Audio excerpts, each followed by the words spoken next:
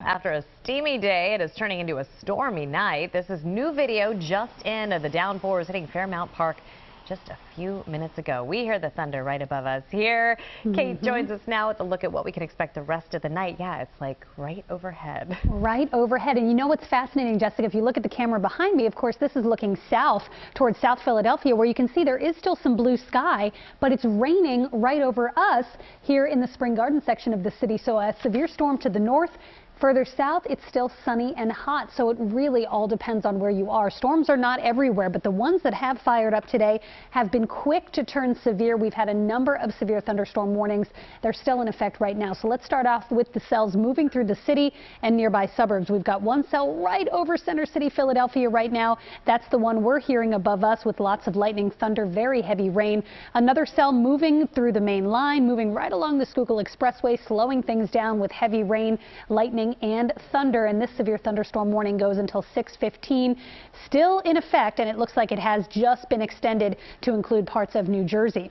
Further to the north, we've got another line of storms right now moving through portions of Northampton County. This will at least brush eastern Bucks County on its way down through portions of New Jersey. Lots of rain with this, heavy downpours as well, and this particular warning goes until 7 o'clock tonight. And we can expect these storms to continue firing up at least until the sun goes down, if not hanging on until later on tonight. So a severe thunderstorm watch still in effect until 10 o'clock tonight. We'll have the storms mainly early, and then overnight skies will clear, but it's still a very warm and steamy night with a low of 72 degrees and another hot one tomorrow. 95 our forecast high for tomorrow. Sunny once again with dangerous heat. Now we will have some pop-up storms around tomorrow afternoon. They don't look as widespread and they don't look as strong as today's, but of course with the heat and humidity, any storm that fires up can produce dangerous lightning as well as heavy downpours. The dangerous heat though does continue tomorrow with heat index values between 100 and 104. Heat illnesses can occur in heat like this.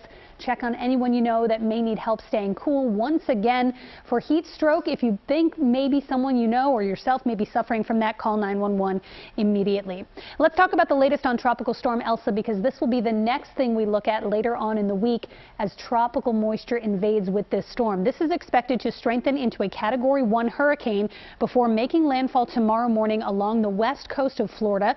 It'll then move up through the Carolinas, and the terrain will help it weaken into a remnant low or a depression, but then will likely re-strengthen to a tropical storm once it moves off the waters of the Chesapeake. It'll make its closest pass to our region overnight Friday into Friday morning and then move away pretty quickly. It'll be a quick hitting passage, but as it comes by, it will bring the threat for very heavy rain, strong damaging winds, as well as perhaps coastal impacts like rough surf, beach erosion, and rip currents, which will continue into the start of the weekend. So here's what we're looking at. By Thursday afternoon, showers and storms break out ahead of ELSA. There's the center of the low. This model has it a little further inland. Heavy downpours arriving by early Friday morning, moving out pretty quickly by midday Friday.